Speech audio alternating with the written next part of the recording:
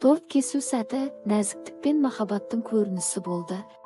Әділет пен Әдия қол ұстасып, армандарындай әсем безендірілген тортты бірге кесті.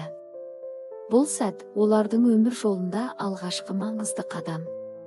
Камералар жарқ етіп, қонақтар қошеметпен қарап тұрды. Екеуінің жүзіндегі ұяң күлкі, шынайы қуаныш көрерменнің жүрегіне жетті. Сәкен ағаның көзіне жас келген сәттер де болды. Бұл қуаныштың, шүкірліктің жасы. Баламды үйлендірдім, ел жұртым қасымда, өнердегі достарым жанымда деген жүрек лебізі жүзінен оқылып тұрды. Бұл той тек бір отбасының қуанышы емес, тұтас қазақ өнерінің ортақ шаттығы болды. Мұндай мейірім, мұндай шынайылық тек жүректен ғана шығады. Әділет пен Әдия өмір жолдарың балтатсын. Сәкен аға, осындай тәрбиелі ұл өсіргеніңіз үшін ел алғысын алсын. Сәкен Майғазиевтің жұлдызды тойы ел есінде қалатын ерекше күн. Бұл күн әнші ғана емес, азамат, әке ретінде Сәкен Майғазиевтің жүрегі шаттыққа толған күн болды.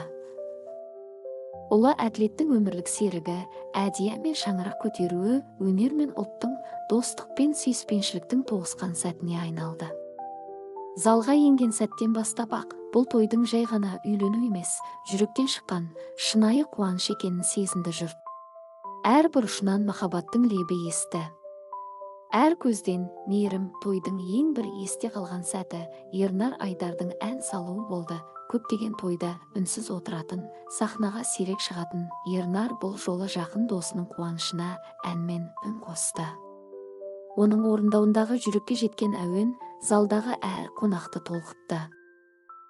Мейрамбек Беспаев сахнада ән емес, жүректен шыққан тілек айтты. Қарақат Әбілдина келінге аналық мейіріммен батасын берді. Тұрсынбек Қабатов әдеттегідей елді күлдіріп, көңіл көтерді. Ал Нұржан Керменбаев пен Салтанат Бақаева қосылып шырқаған ән жаңа жұпқа арналғандай ерекше әсер қалдырды. Жанболат пен Жазира, Кенжебек Жанәбілов сынды сахна саңлақтары да бұл тойдың сәнін кіргізді. Бүгінгі күн ақ арман, жүрекке тұнған шаттық ән Әділет пен Әдия, қос жұлдыз, махаббатпен жарқыраған қайырмасы, қос жүрекпен соққан бір үміт, бақыт болып өрілсін күні түні. Ұстаңдаршы бір-бірінді бекем, өмір жолы болсын тек гүл-көген, екі шумақ, қиялдармен өрілген шақ, қос тағдырдың біріккен сәті, бір-біріне тірек болыңдар, сүйіспеншілік мәңгі бақ. Тойдың қаржылық жағы онлайн трансляцияға қатысу бағасы 1380. Тіркелу осы сомаға тіркеліп, Telegram арқылы тікелей эфирге қосылуға рұқсат етілді. 5-6 сағаттық тікелей эфирге кәсіби жабдық, сервер арендасы және команда шығындарына арналған қаражат болған. Бұл жеке табыс емес, техникалық шығындарға жұмсалатынын Сәкен ағасының командасы түсіндірген. Сүрілген кіріс шамамен 7 миллион мен 8 миллион теңге жиналған. Централь медианың бағалауынша 6400 адам қатысқан кезде шамамен 9 миллион теңге түсуі мүмкін. Той форматы мен қонақ саны 500-600 адам офлайн қатысқан. Сәкен аға 2000 адам шақырылады деп жоспарлағанын айтып өткен.